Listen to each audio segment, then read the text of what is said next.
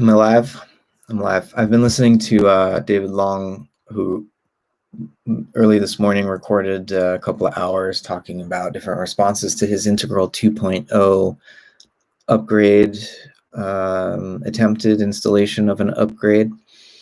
And I just started the part where he's responding to me, and so I'm going to do a super recursive loopy thing and play his response to my response to his Integral 2.0 video, and then see what I can say in response to him.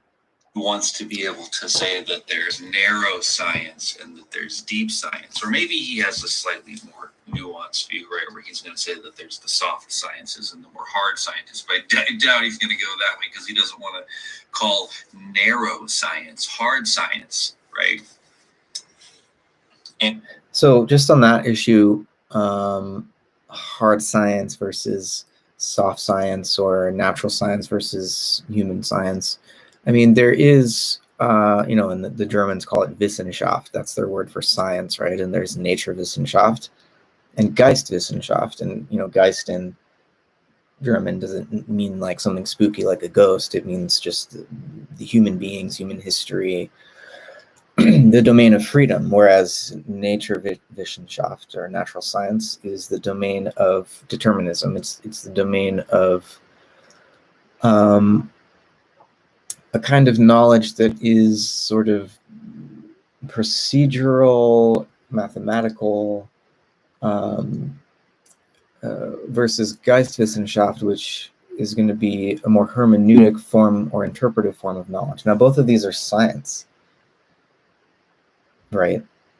And we can call, in the American context or the Anglo-American context, we have hard and soft sciences, we have natural science versus the humanities and the arts. And this plays into this sort of two cultures that C.P. Snow talked about, this opposition between, the soppy romantic poets and the hard-nosed experimentalist or analytical knowledge producers. And I think that sort of dichotomy does such a disservice to the human experience. Now, human beings are natural beings. Like, we are animals. Like, we're biological. We are physics and chemistry. We are on a planet orbiting a star that is part of a galactic community of other stars. And like all of these layers, these scales of the process of cosmogenesis that's transpiring in us and around us, these are all aspects of who and what we are. And to do science means to engage in an open-ended inquiry that is peer-reviewed, that is logical, and that is experimentally grounded. And it's so experimentally grounded, in fact, that we can't prematurely delimit what we mean by, empiricism or sensory experience. It could be that human beings can cultivate higher organs of perception by which new domains of nature become sensible to us for the first time. And indeed, it may be that as human beings are gaining sort of mathematical understanding of the rhythms and periodicities of the natural world, that indeed what they're doing is learning to,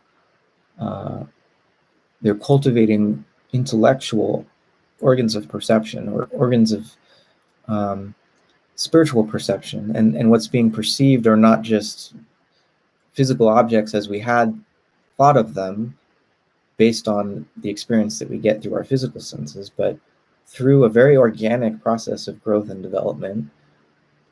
Human knowers, like mathematical physicists, are actually able to perceive subtler textures of nature that aren't visible to the eyes, that can't necessarily be weighed on a scale or measured with a ruler or clocked, but that nonetheless have a subtler rhythm a subtler means of transpiring that is effectual because the math works, right?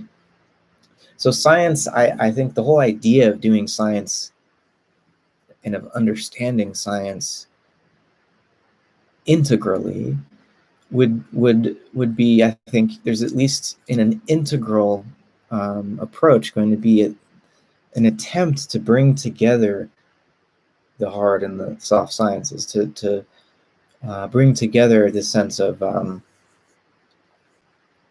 whatever the humanities and the arts are and whatever natural science is. Like, we have to find a way to allow these two basic worldviews and methods of inquiry to hang together as part of the same universe, right? This is something Whitehead talks about in terms of his critique of the bifurcation of nature, as if there's human experience on the one side, which suddenly emerged at some point in biological evolution, but on the other side, there's this gulf between that human consciousness, which emerged kind of accidentally, and the mere physics and chemistry that it emerged out of, which is not there for a subject, which has no meaning and value. All that stuff is inside human consciousness. It gets projected on nature. But nature itself, from this bifurcated view, is just the hurrying of material, Whitehead says, aimlessly. And I think, as it turns out, the physics of the last century plus 150 years, really, with like electromagnetism, and then Einstein's special and general theories of relativity, and then Bohr and Heisenberg and Schrödinger, and the whole development of quantum theory, and then the various attempts in the second half of the 20th century to unify these, like David Bohm and others.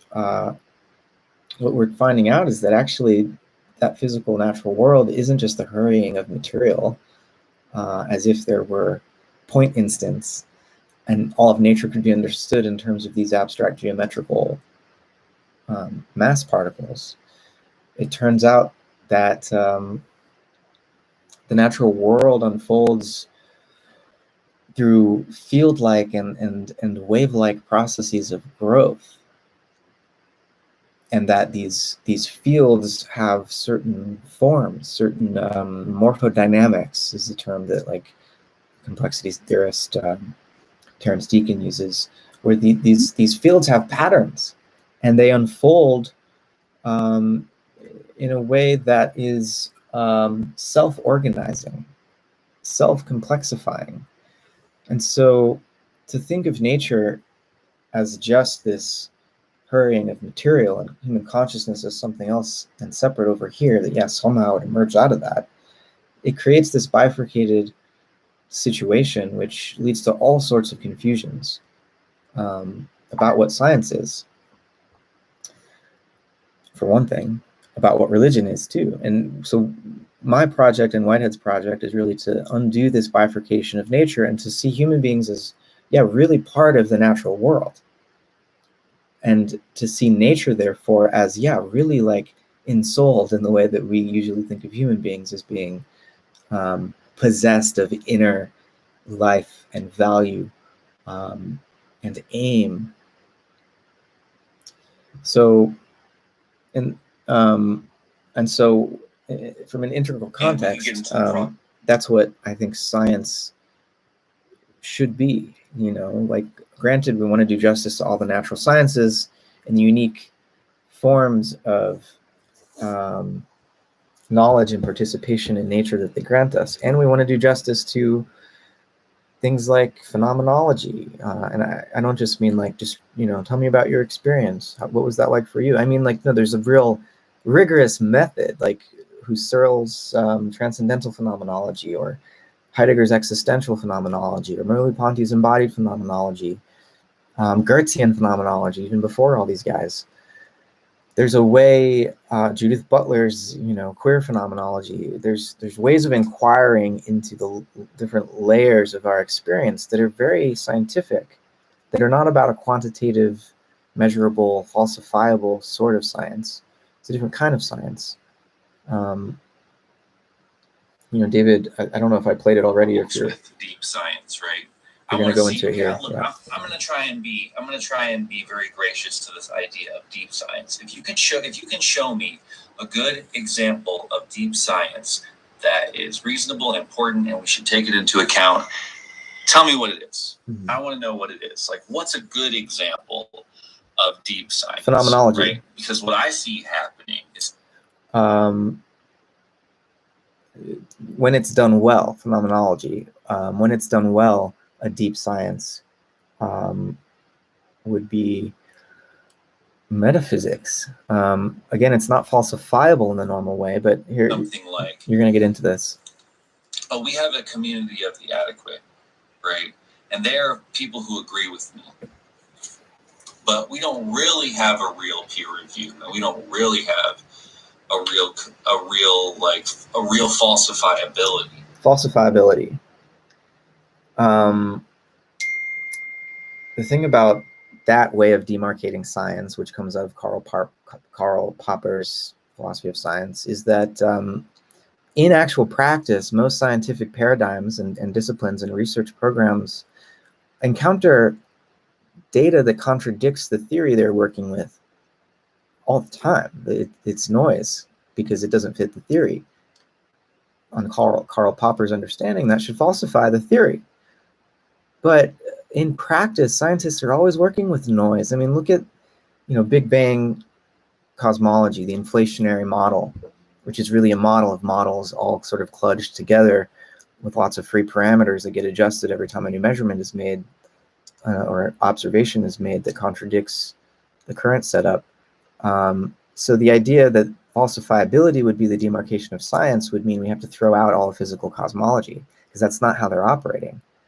The model of models it's like a giant Rube Goldberg machine at this point, that when it's presented publicly by cosmologists and physicists, it's presented as a nice, neat story, very coherent and consistent. But when you really get down into the details of what's been measured and how the different models of different stages of the history of the evolution of matter energy through space-time in the 13.8 billion year process that is being described by the model, it's like, the initial rate of expansion was many orders of magnitude faster than another phase where things slow down, but then it speeds up again. And it's like all of these sort of seemingly random assumptions need to be baked into the model for it to get to where we are today with the current distribution of background radiation and all that. So, the point here is just to say that for you to say phenomenology, for example, or sociology or psychology is not like a rigorous science worthy of attention, again, when it's done well. And I grant you that's a whole sticky issue, how to determine when it's done well. But like metaphysics can be scientific in the sense that, no, it's not falsifiable, but what we're seeking when we do metaphysics is coherence, consistency, adequacy to our experience, and applicability to a whole range of experience. I mean, these are the criteria that Whitehead comes up with for a scientific metaphysics. So don't hold metaphysics and phenomenology and spiritual inquiry and meditative practice, the journeying into inward realms, to this standard of falsifiability when in practice, natural science isn't even held to that demarcation. So that's a point I wanted to get across. So let's keep going. So it doesn't really fulfill those functions, because when someone's like, I don't agree, that's not my experience, it's just like, oh, well, you're immature. And I can't explain to you why I'm smarter and I'm wiser. I'm just going to tell you that I'm right and you're wrong, and you need to keep practicing until you agree with me, and then you'll be right. And I've surrounded myself with a community of the adequate, of people who agree with me. And that's not a healthy peer review. There's no real room for falsification. So this is a problem in every academic discipline, in every scientific discipline. That's what a scientific paradigm is, in a sense, is this inward-looking jargon. There's a community of the adequate that understands the jargon, and can pursue this fine-grained, detailed analysis of a very specific, walled-off problem. And there's nothing wrong with that, but the problem with it becomes there's this proliferation of special sciences now and disciplines that are siloed. And so this is a problem for New Age spiritual cults, and it's a problem for laboratory, for scientific laboratories. Like groupthink can set in in either of these situations. And so, again, these are not problems unique to the spiritual community. And I just want to say I acknowledge what David is worried about here. There's a way that a kind of New Age spirituality and the sense of all, like, we're all vaguely connected in some wonderful way, and the ego is just an illusion, and really the whole natural world is just the dream in the mind of some deity, and that can be taken in a way that is bypassing of the actual circumstances of embodied coexistence, and we don't want to do that. We need communities of the adequate who address specific problems in our human problems of the human condition with great detail. And rigor, and hopefully effectiveness. Like, so we need to actually pay attention to what's going on here and develop the skills and the understanding to manage what's going on here and to hopefully flourish. I want to be serious about that project. It's a scientific project, and there are right and wrong answers to the problems that we face as a human community.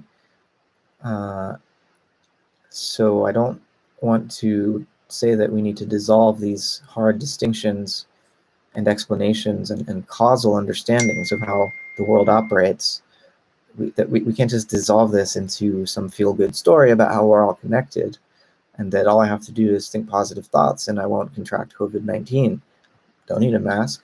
I'm healthy. I'm a positive. That sort of magical thinking is dangerous. So don't get me wrong. Science is not a fairy tale. We need to be rigorous and not just base everything on our personal experience of some spiritual realm we think we journeyed to on ayahuasca. Like, we need to be able to make distinctions between what that sort of knowledge is relevant for and what we're looking for when it's more of a publicly accessible and relevant form of scientific knowledge. And the whole question of the democratization of science, I think, is relevant here too. Because don't actually have real deep science. Right now, science, natural science, engineering, all of it's been colonized by corporate capitalism. So all the scientific research, you don't have Darwins running around just like wealthy guys who have nothing better to do than count beetles and observe and breed pigeons and stuff. Like, that kind of disinterested scientific inquiry doesn't really exist anymore. So all the inquiry now into nature is driven by the profit motive, and it's like, we're not going to look into that unless there's some marketable, takeaway. So that's a problem for science, just as much as this sort of New Age conspirituality attitude is a problem for science. Okay, let's keep going. I'll agree with Wilbur about his strands of science, that there has to be an injunction and peer review and falsifiability. Okay, I'll go with you on that. But I'm telling you, I don't think that works around these spiritual experiences. And if it works around the Buddhist spiritual experience, I can see a Christian doing that same exact thing and trying to justify it in that same way around, like, believing that Jesus is the Son of God or something like that. It's a very inside the religious box translation. So I'll just give a plug for, like, the notion of interreligious dialogue. And so I consider myself to be a spiritual person, but I also think of myself as a religious person. And I often joke, as others have, that really, when it comes down to it, I'm religious but not spiritual. As a sort of subtle jab at people who say, I'm spiritual but not religious. Because I think the way that I would be religious, though, would be pluralistic, and that my spirituality really is interreligious dialogue. I try to inhabit the space between Christianity and Buddhism and Taoism and Judaism and Islam and various indigenous and shamanic traditions. I try to inhabit a space in between, not as like a spiritual window shopper or something, but as someone who recognizes these streams of wisdom that have been painstakingly remembered and preserved and taught for generations and generations.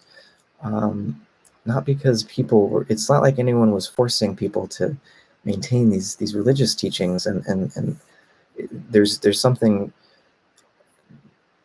a religious instinct in human beings, and all of the wisdom traditions of the world are tremendous accomplishments and achievements that can provide we alive today, lucky enough to inherit all of it, with real valuable paths to salvation.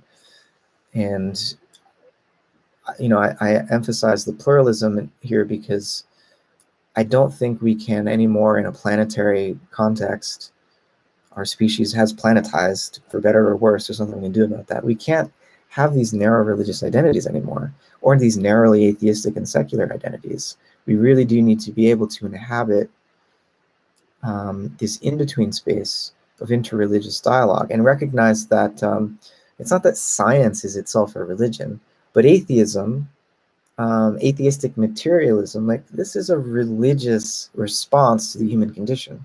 Science plays a role in that, but science can play roles in other worldviews too. Like, Francis Collins, is he still the head of the National Science Foundation? I think so. He's a very religious person. Look into the BioLogos Foundation, his understanding of the genetic code and the role of God in evolution, but he takes science very seriously. He's a molecular biologist and isn't trying to cut any corners or sneak God into any gaps or anything. He's more like, I think he would be more in line with someone like Teilhard de Chardin, the paleontologist, Jesuit paleontologist. And I have critiques of this whole way of looking at evolution from a Christian point of view, and Teilhard's view of human history is problematic. But I'm just pointing to the way that science isn't really itself a worldview. It's a method. Religious Christians can use science to justify their worldview, just as atheistic materialists can use science to justify theirs. But atheistic materialism or secularism, these are religious mentalities, even as they're opposing themselves to religion. There's a sort of myth of mythlessness that gets enacted here. And so, but I think that's another religious tradition, secular humanism or atheistic materialism, whatever you want to call it, that we need to be comfortable inhabiting and fluent in communicating with. So, yeah, just to say, I think I'm agreeing with David here about the problem of narrow religious identity of any kind. Where were we going with this? I'm going to go back a little bit. And I pluralize methods. There's not just one science. There's many sciences. So it's like, yeah, this is like a chess move, right? You gotta learn to see the chess moves, like what's behind it. Not just listen to the words, but like what's his perspective? What does he mean by that? Where's he going with this, right? So he's already trying to be like, there's not just one kind of science, right? There's many sciences, and I have a science over here that supports what I like to believe. You have this science down here, and I'm going to say it's kind of bullshit, but it's like at the end of the I don't think these sciences, I do think there's lots of different special sciences, and it's kind of the role of philosophy to coordinate among them and to help translate the abstractions of one special science, to create general categories that allow us to connect the abstractions of each of the special sciences. But it's not like we want these sciences to compete with one another necessarily. Like each science should have achieved enough success in coordinating the community of perspectives that are engaged in that inquiry, so that it can pretty well, everyone can agree on the basics. You know, what's the theory we're testing here? Is the result of the experiment in conflict with the theoretical or the hypothetical model we have for how this should play out? Once that's established, a science can get underway doing research, where like the theoretical model is like, it becomes like a toy that we can, the model is like a toy we can throw up against reality, and if it doesn't break, we know that it's robust and accurate and true enough. But we keep throwing the model up against reality, and it starts to break down in specific ways. We adjust it, throw it again. Maybe it holds up better. Maybe it starts to collapse, and we realize, oh shit, this model doesn't work anymore. In some ways, I think the inflationary cosmology is sort of, we're on the verge. If there was anything better, we'd be jumping ship. A lot of the physicists would jump ship, I think. But there's nothing better yet. It seems like quantum gravity might be helpful here. But in any event, you know, science is, we build these models, we throw them up against reality, and see how well they hold up, right? But specific sciences they're working on a paradigm or a specific model, and they all agree on what the model is, and that's why there's an intersubjective basis, a peer review, a real peer review, where it's like the model's mathematical. We have a very precise description of exactly what this hypothesis is and what we would expect the results to be when we throw it against the wall of reality. And so within each of the sciences, my point is there shouldn't be much competition. Now there's competition between paradigms somehow, sometimes when you enter into a revolutionary period of science, like the shift into a quantum and relativistic physics out of classical physics. But when science is working, like normal science, there's not going to be as much competition. And so end of the day, I want to, it's not like we just are all arguing with each other. Science is very messy, and a lot of that mess gets black boxed, like what the scientists are arguing about at the conferences before the newspaper article gets published years later that says this is what has been discovered by capital S science. But generally, when a paradigm is working well, there's not this sort of squabbling, precisely because the terms of the hypothesis and the shape of the model has been precisely delineated. And mathematics is especially useful for this, but you know, other sciences develop their own jargons, like phenomenology, where there's also a great deal of precision. And within the arena of the language game that each science sets up, we can play with one another. You know, we follow the rules, and there's spontaneity allowed for within the rules to like advance our understanding of whatever the domain is that we're inquiring into. So yeah, really justifiable. Anyways, let's go on. Is it real science? Gives rise to new sciences. That's the whole main game. Science is a method, and it's the same method in all cases. There's one scientific method, that's science. Which I guess, okay, would be that one method is observe, hypothesize, test, and then adjust the hypothesis and test again. I mean, Whitehead describes this. He says it's like the method of an airplane. This is his description of speculative philosophy, but it works for science too, I think. Again, in the German sense of like Wissenschaft, which is lost in the Anglo-Saxon or Anglo-American sense of just science, as if it's just natural science. Wissenschaft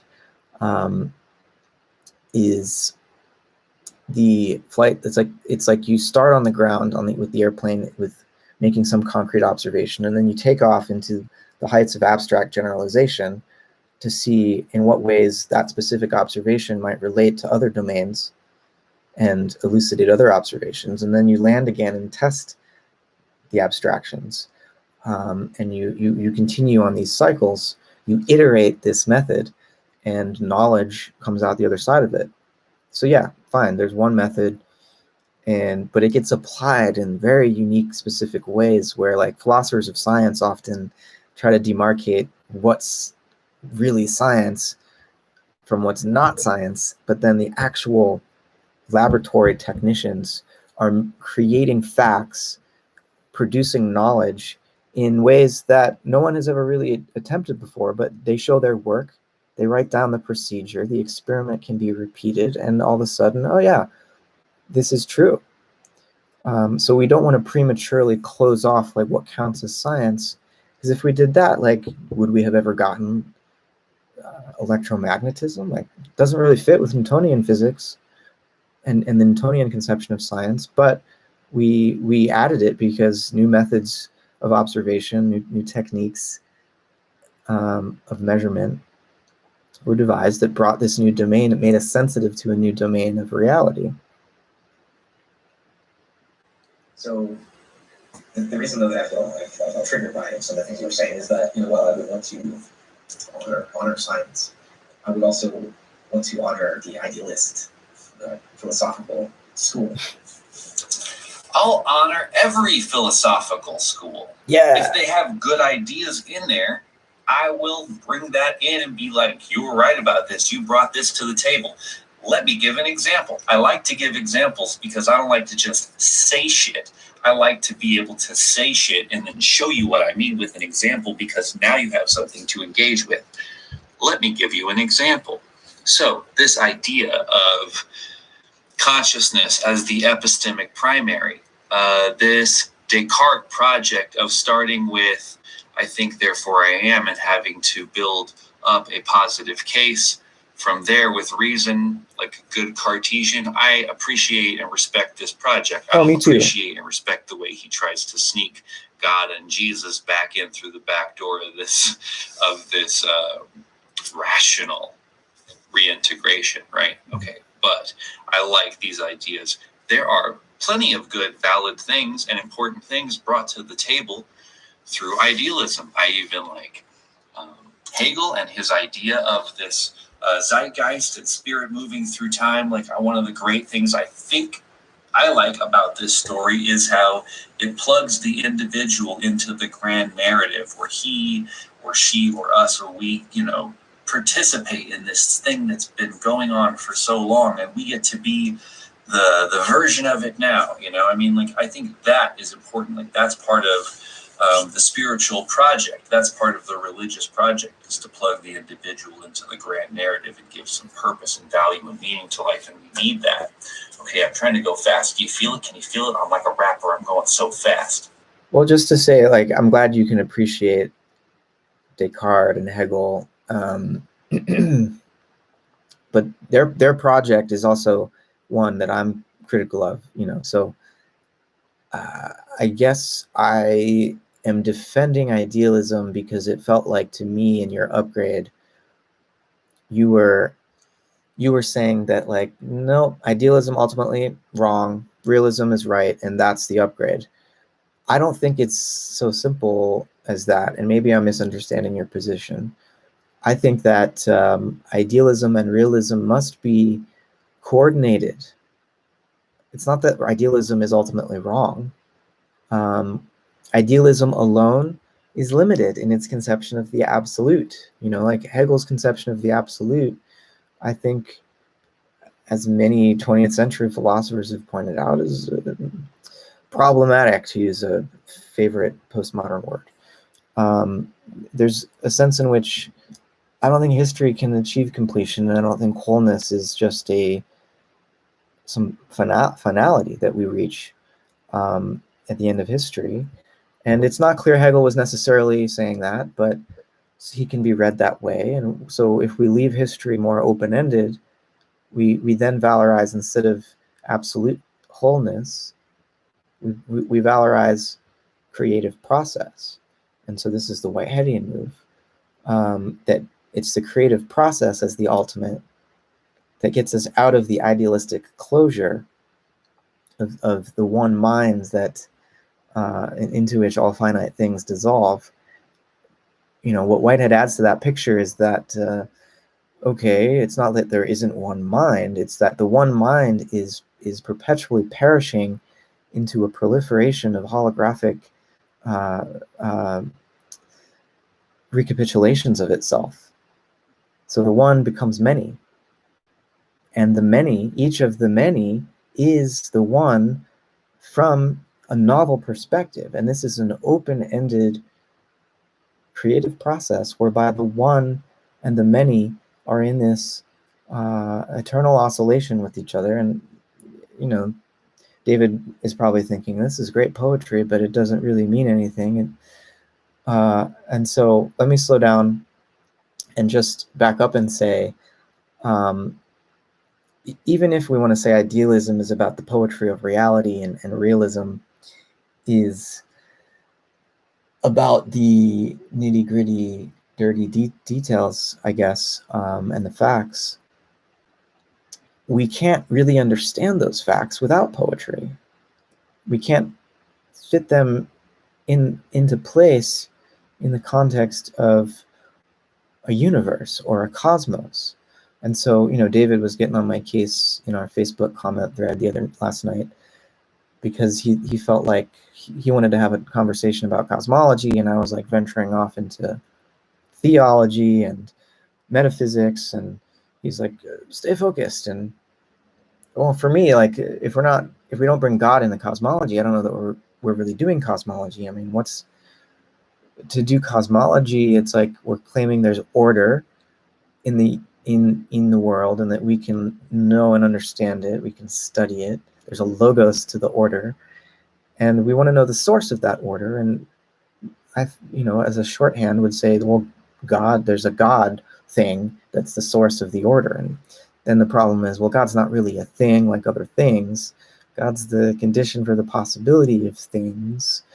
And what is a thing really but a finite, again, a finite recapitulation of the infinite one? So everything is a Whitehead says the universe advances by the incarnation of God in itself.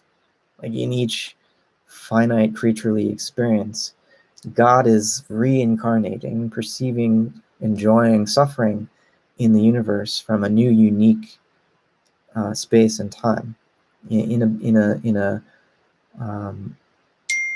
once occurrent embodied form. God is a fellow sufferer for Whitehead, rather than like a transcendent designer or something. And so in a cosmological context, when we bring God into the picture, we're talking about the source of order.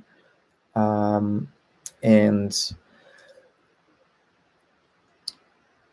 is this just poetry? I think it's like we're doing metaphysics, and there's a poetic aspect to metaphysics because it's a linguistic endeavor. And language, to be meaningful, is, whether we're doing science or doing religion, metaphor is intimately tied up with it. Without metaphor, show me a scientific theory that doesn't, in some crucial respect, depend on metaphor, some analogy. I mean, even a mathematical equation. Like, think about the relationship between the equals sign and the role that is plays in a metaphor.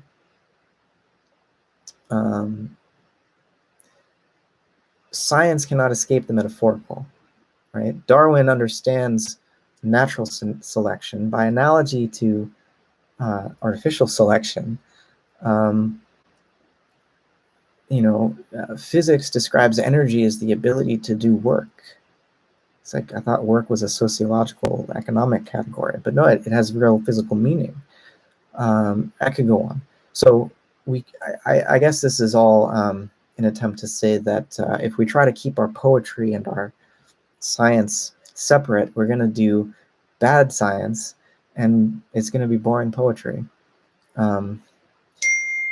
There's a lot more to your video response to me, David, but I've been going on here for 40 minutes, and I need a drink of water, so I'm going to listen to the rest of your response, and then maybe I'll have more to say. And hey, the good news is we'll be able to actually talk to each other on Sunday.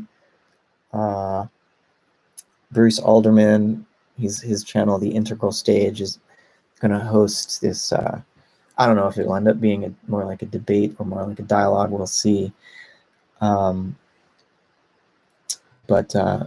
if I don't post another follow-up video to this response of yours, then we'll hash it out on Sunday. So, and yeah, everyone else who's been commenting, I haven't been able to keep track, but you're all also involved in this debate. So I look forward to reading what you guys think.